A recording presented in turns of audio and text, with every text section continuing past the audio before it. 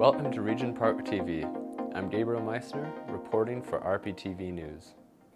Today we bring you a major decision from Toronto City Hall, one that could change how protests happen across our city, especially in neighborhoods like Regent Park and the downtown east.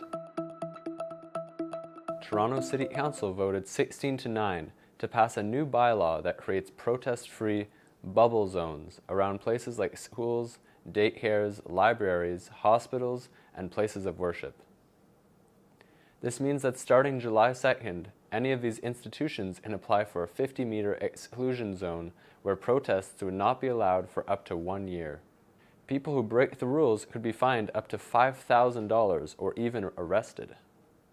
The city will also spend over $1.6 million to hire 12 bylaw officers to enforce the new rules and invest in public education to make people aware of the change. Supporters of the bylaw say it's about protecting children, families, and people of faith from being harassed or blocked while trying to access these spaces. The bylaw comes after a rise in protests across Toronto, especially since the war between Israel and Hamas, many of which happened near schools and religious buildings. But not everyone agrees. Some civil liberties groups and several city councillors are worried that the bylaw could go too far.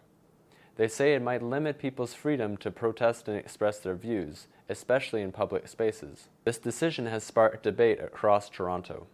In communities like Regent Park, where people often speak out on local and global issues, it raises important questions.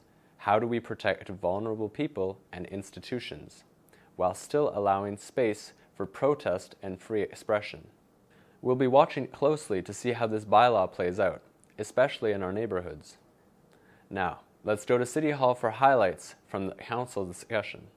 This bylaw is a step towards a safer city, where all Torontonians can access critical social infrastructure.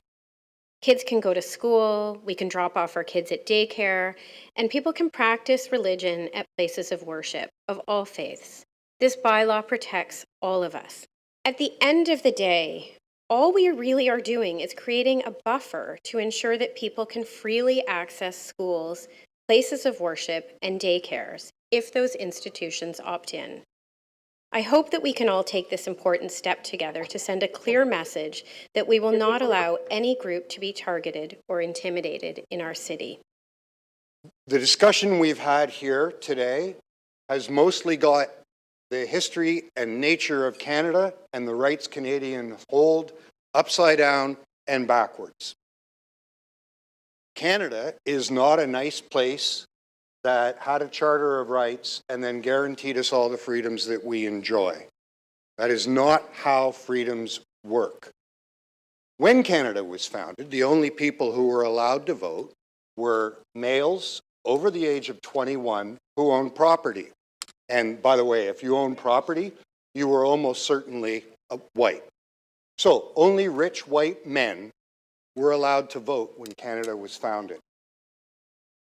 The way we got from there to here wasn't by nice, polite discussion. It was by people taking risks, breaking the law, and standing up.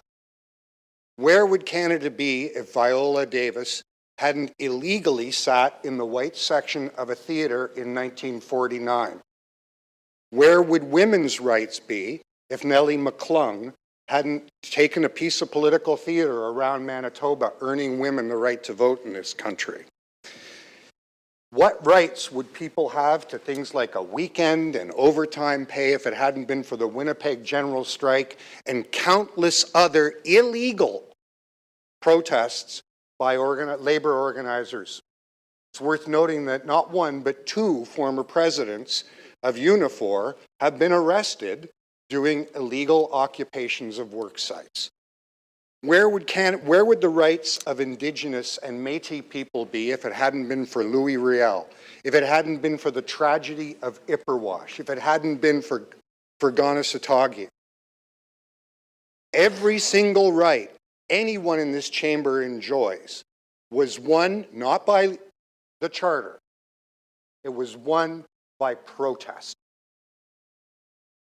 Protest is not the enemy of any right that you have. Protest is the means by which that right was won and will be protected in the future. So I don't frankly much care whether this bylaw is charter compliant. I don't much care whether or not the specific niceties of the distance will live through a charter challenge.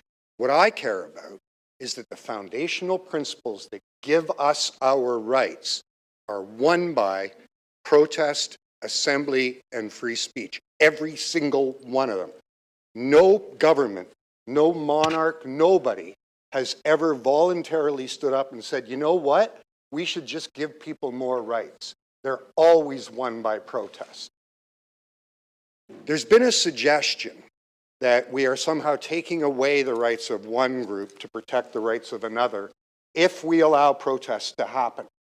And there's been conversation about faith-based institutions. Here's what your bylaw will do. There have been protests in front of churches multiple times by survivors of the residential school system. They have gone and sat on the steps of churches and encouraged people not to go in. If you pass that bylaw, you are saying they are wrong.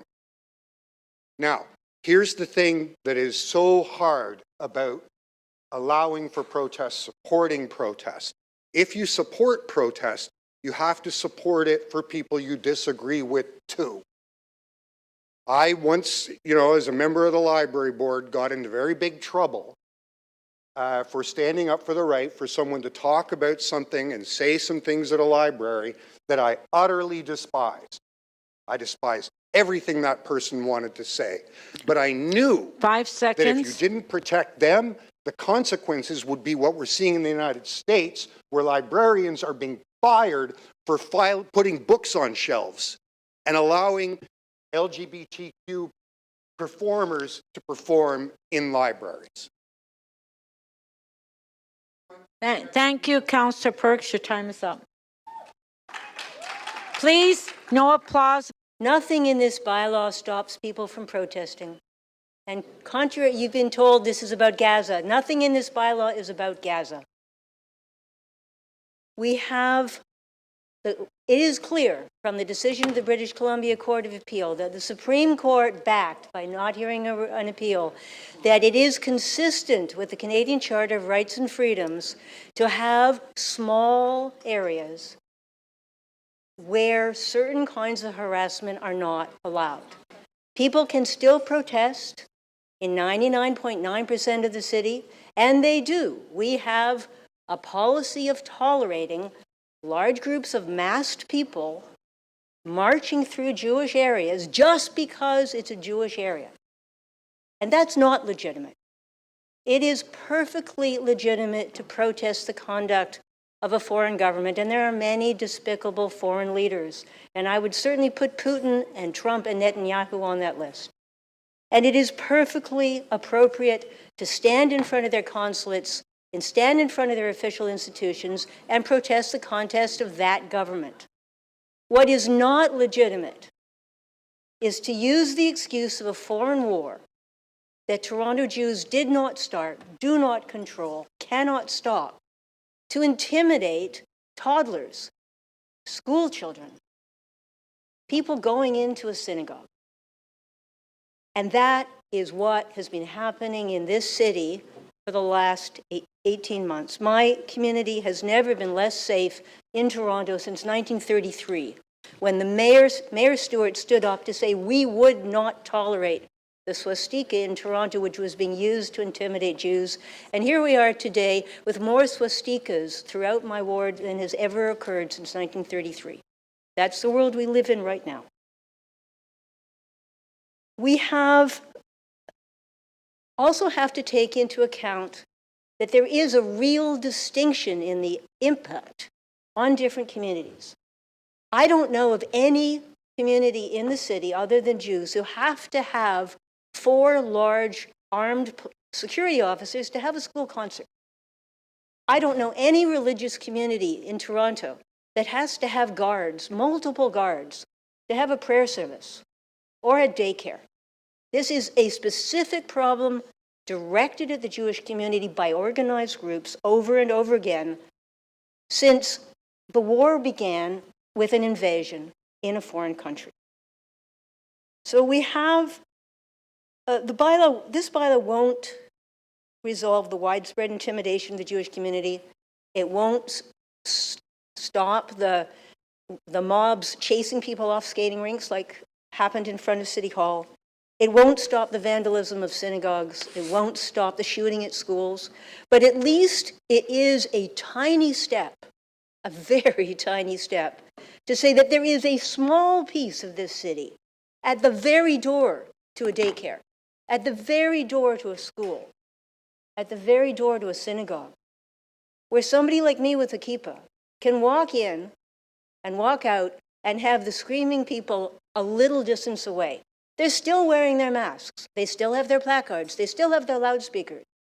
But I'm not a captive to them in very close quarters, which is exactly what the British Columbia Court of Appeal said is consistent with the Charter. People can still protest. There is nothing here that stops people protesting. It just stops them intimidating minority communities in this city. It's a tiny step that matters. It's the first tangible action by this council since October of 2023 to show that the Jewish people are welcome in Toronto and deserve some protection. And that's all we do. Now, we've heard a lot about cost. Yes, there's 3,000 schools and daycares and childcare centers in this city, but very few of them are threatened. Very few of them are needing to pay for private security. This is a very narrow issue. I'm delighted to hear that it can also be helpful to the Catholic schools. I'm delighted to hear that it can also be helpful for other religious minorities when they're having difficult times, as the Muslim community did. But in this case, we need to deal with a pressing and substantial problem. And I will say it's easier and cheaper to enforce when there's a clear boundary. So please support Councillor Chernis Lynn's motion. Thank you. Able to speak. This is a very distressing day for many reasons. First of all, because we've received a rewritten bylaw that we're making a Franken bylaw now. It hasn't had the benefit of study by staff. In fact, what you heard before is that the staff were never ordered to look at or directed to say, do we need this? In the answer to my administrative inquiry about necessity, how did we assess that trespass notices, the criminal code enforcement by police, the bylaw enforcement by municipal licensing and standards is insufficient? That question was never asked or answered. How do we know that we need this bubble zone bylaw?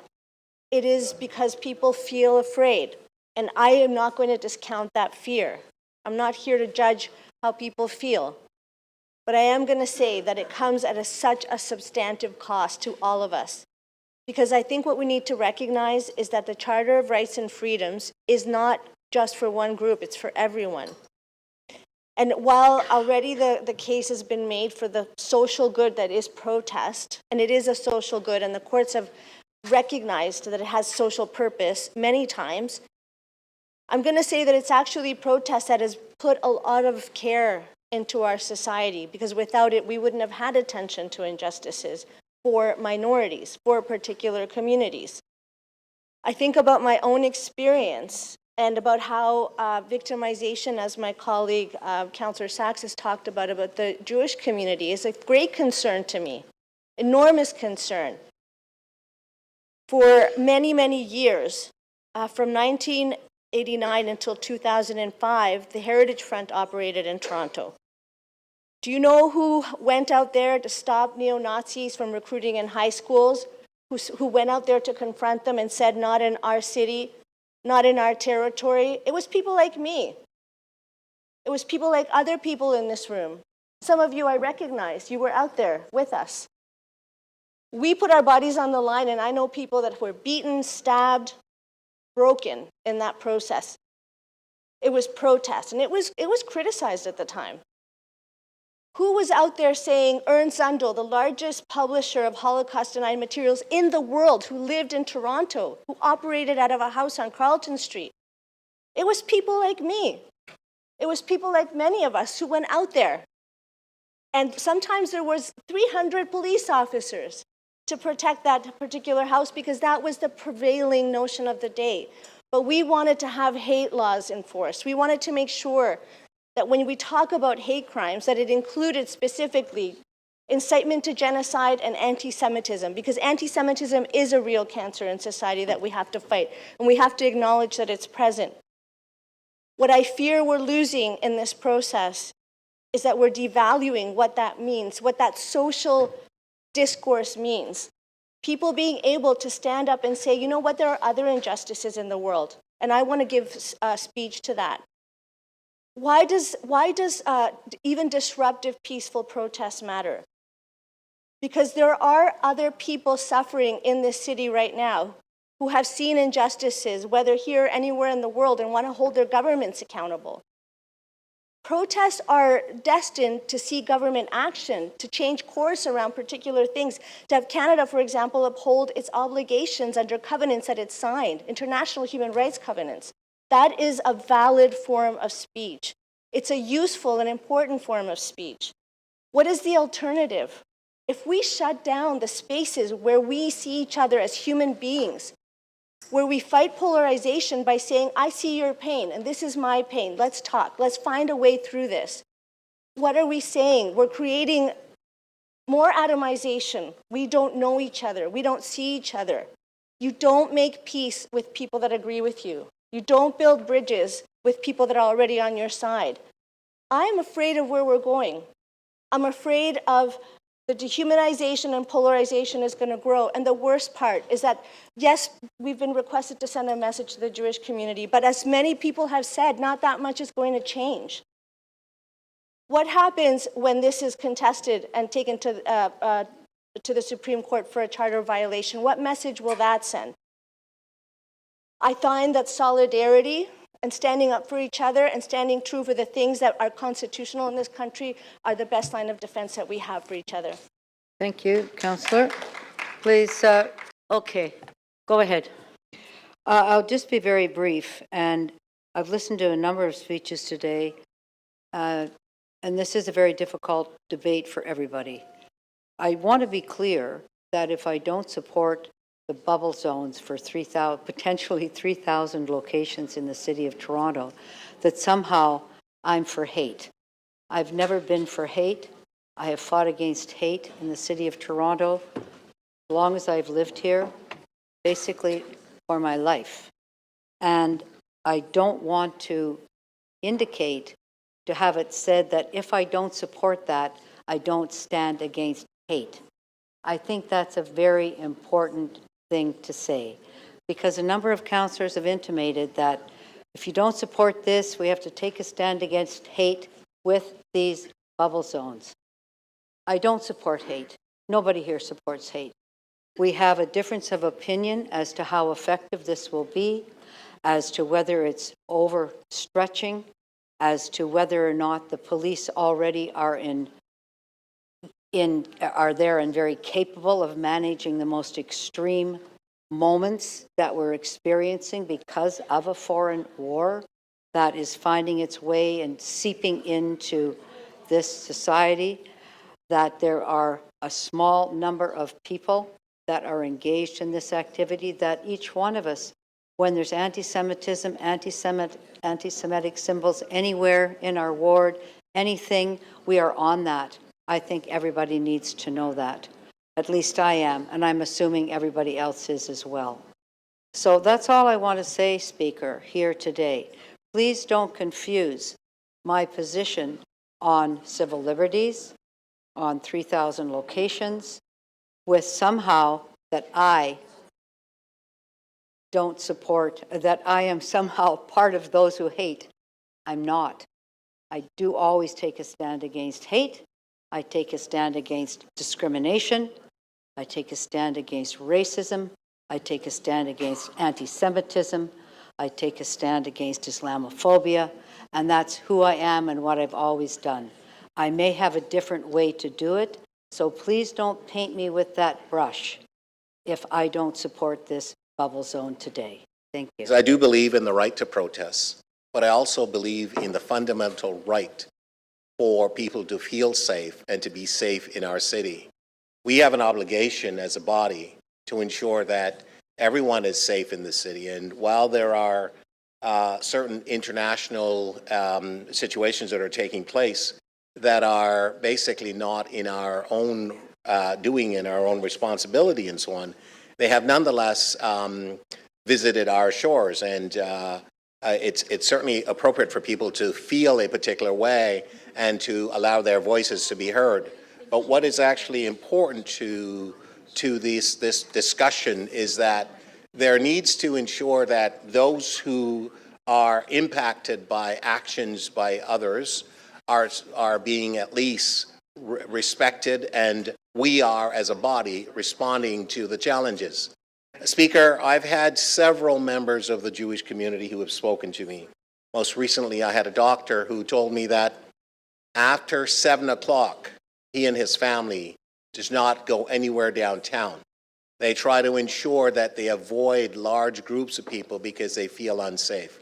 I've had many others who have informed me of that fact. And when I wake up on numerous mornings and I've heard about shootings at a particular establishment that happens to be a Jewish business and or an institution, it is actually a great problem, a concern for me. I would feel the same way if a shooting occurred in any other groups or to any other groups or any other culture. But I know that it's really important for us to take a stand today. I don't want to wait for the federal government to actually take a position on this. I think that we have an obligation.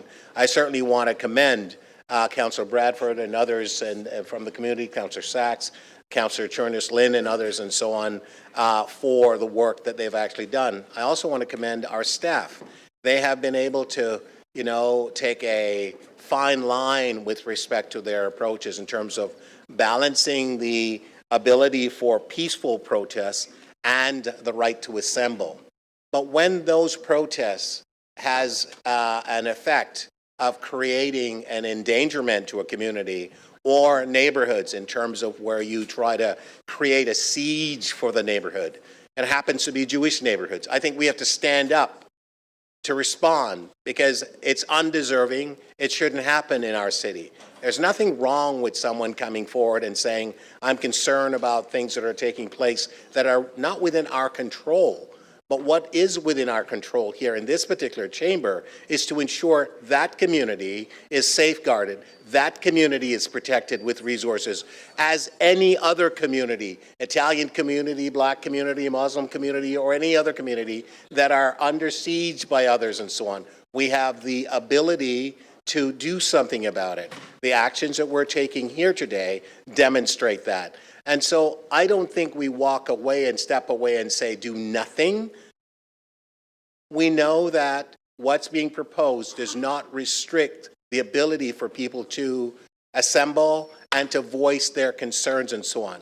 However, it will not be done in fear. It will not be done with violence. It will not be done with the nature of how some of the activities have taken place in our city, where we talk about diversity being our strength. We don't want to see a situation where people seem to think that a group of people could be vilified because of certain things that are taking place elsewhere that they have no control over. And we're talking about religion, we're talking about culture. And so what we have to then talk about is ensuring that members of our community who feel that their safety is at risk, that their community is under siege within our community, that we take the responsibility to take actions to do something to help them. We don't want a young Jewish child being affected by gun violence or anything. We don't want a young Muslim child to be affected by any of those. We don't want any of our young people to be, or anybody to be affected that way. And it is happening. It has to stop. This doesn't stop it, but it actually helps, in my view. I know we're all feeling pressure, I more than many, to show that we are doing something, to show that we care, that we want to protect our friends and our families and our neighbors. But in good conscience, it has to be real. You know, everyone in the Jewish community who is worried about the shootings at the Jewish girls' school, this bubble wouldn't do anything about it. Everyone who's horrified about what happened in D.C. last night, this bubble wouldn't do anything about it. Everyone who's horrified about hostage posters that have been desecrated in our parks, that bubble would do nothing about it. And everyone who wants to speak, whether it be because they care about the state of Israel, or, yes, even within the Jewish community, stand up and say that what Netanyahu is doing is deplorable. Everyone should have a right to say that. In fact, when a preacher in the Westboro Baptist Church stands up and says homophobic and anti-Semitic remarks, everyone should be able to stand up and say that's wrong. Everyone. And the Jewish community has a very long and proud history of doing that, including fighting segregation and many other deplorable, deplorable things that have been part of our history. So I hope you'll support my motion that I believe both removes the bureaucratic nonsense, the contortionist mess that we received, with all due respect, that's how I see it, but also puts it where it properly belongs, which is the police not only supporting whatever we call the bubble, but also ensuring that the laws of the land are effectively 5 enforced. seconds. I appreciate you hearing me out. Thank you. Don't forget to like, share, subscribe to our YouTube channel, and visit us on all our social media platforms. Please visit our website for more information.